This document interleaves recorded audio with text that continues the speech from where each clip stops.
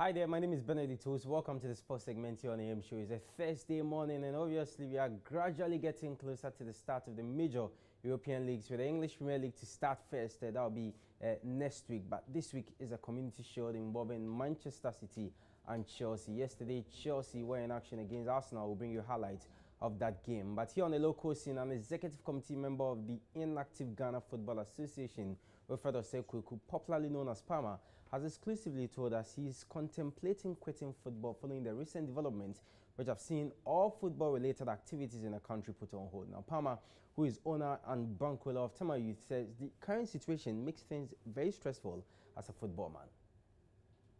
It's been very stressful in the sense that you are quite uncertain as to the next move of the government or what is actually happening to your investment well over 14 years. And it doesn't give comfort to us at all. I know that other club owners are also in the same quagmire. And going forward, I would say that there will be the need for us to see our way clear, but it's very, very, very an unpleasant situation for any football person to be. With regard to executive committee, it's even very difficult to know your position as an FA, and so many things are uncertain, and you cannot operate comfortably within such an environment. Unlike the hitherto situation where you wake up and you know exactly how your investment is doing. Now, there is no benchmark for you to use to know exactly where the direction of football is moving. So it's been very stressful. Some of us are contemplating looking for another job, because people tend to forget that when we say you are self-employed, it's also part of employment.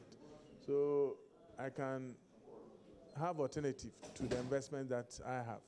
So if that is the case, do I have to put all my eggs into football or to diversify to ensure that anytime a decision is taken about football, I'm not largely affected? But I put in place a business scheme and system that can stand the test of times. So that's Winfred Osei Palmer. And actually, steps taken, government is taking to clean the Football Association after the announced expose is in the right direction. The Black Stars Management Committee chairman was quick to say he disagrees with every step taken by government. The Article 17.2 of the FIFA statutes states very clear that the government cannot meddle in football. If that is the case, any initiative, any reforms must emanate from football people. Anything other than that will be regarded as a third party trying to impose his wishes and will on football, and FIFA will frown at that. So why would you engage yourself in an exercise in futility? But not to cut you, but government is acting on the interest of the people of Ghana, and football is played for the people of Ghana. So if people are saying that we don't want this and government is doing, you don't think that is right? Yeah, Benedict, as a football pundit, I know for a fact that loyalty of supporters is very crucial. Man U is what it is because of its support base. Real Madrid is what it is because of its support base. Even Asante Kotoko, locally, or House of Folk, it's because of the support base. So you cannot do football without support. But people should also begin to understand the basic fact that it's now privately run. If the government was giving the FA subvention, paying our workers, taking up recurrent expenditure, that would have been a different thing altogether. But this is the case where development, supervision, organization, control of football is being privately funded.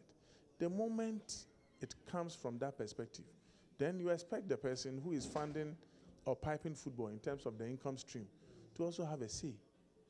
Why would you truncate or curtail our rights as football people or as clubs? And an initiative is taken purported to be in the interest of football when the major players have not been consulted. I don't think that's the right way to. All right, more will come in that interview with Winfred Osei Palmer later when he joins us on Sports Today, our major sports bulletin on this platform. But we still have to stay here on the local scene. And acquired to full caretaker coach Seth Hoffman has been thrilled with the support received so far since the club moved to the Pubman Center for their training. Now, the Phobians, for the first time in so many years, they moved to their own center on Monday to begin training. Wonderful, wonderful. You know, moving to your own soil is a very fantastic, and you could see the food, fantastic. The supporters also threw me here. The supporters of Insanwam and Pobima, they are always here. Those from Accra, wherever, they also threw me yesterday and today. And by God's grace, the boys too are working hard, and everything is going nicely. All right, so Seth Hoffman is the caretaker coach of Accra Heart of Folk, and they have started training at their own center, that's at the Pubman. They started on Monday, they trained yesterday, they expected to train today, as well as tomorrow, which is Friday. And we'll definitely be there to bring you more as they prepare, despite no action here on the local scene. But the Black Princesses, as I noted yesterday on the program, they are in France. All of them have arrived in France, and they are preparing for the start of this year's FIFA Under-20 Women's World Cup, which will start on Sunday. And Ghana will open the tournament with host nation France. Remember, Ghana in the same group with France, as well as New Zealand and the Netherlands. So that's for the Black Princesses, the female Under-20 team. Also, the male Under-20 team, that's the Black Allies, they also have an assignment. Their game against Benin, which is an African Youth Championship qualifier, is happening at the Cape Coast Stadium this Saturday. Yesterday, they played some friendlies to fine-tune preparations going into that game on Saturday. They won 2 of the matches they played yesterday, 4-0 respectively. One was against the Global FC, a Division 3 team in Cape Coast. So they won that game by 3 goals to 0. We spoke to their coach, Jimmy Kobler, and we'll bring you that interview later when you join us at 2 on Sports Today. But on the international front, as I noted in my intro, clubs are preparing for the start of the major European leagues, and the major European leagues, the one that will start in earnest is the English Premier League. That's starting next week. But before that, we'll have the Community Shield that's going to be between Manchester City and Chelsea. And Chelsea, preparing for that game yesterday, played their last pre-season game in the International Champions Cup with Arsenal, which ended 1-1 in regulation time, and Arsenal won 6-5 on penalties.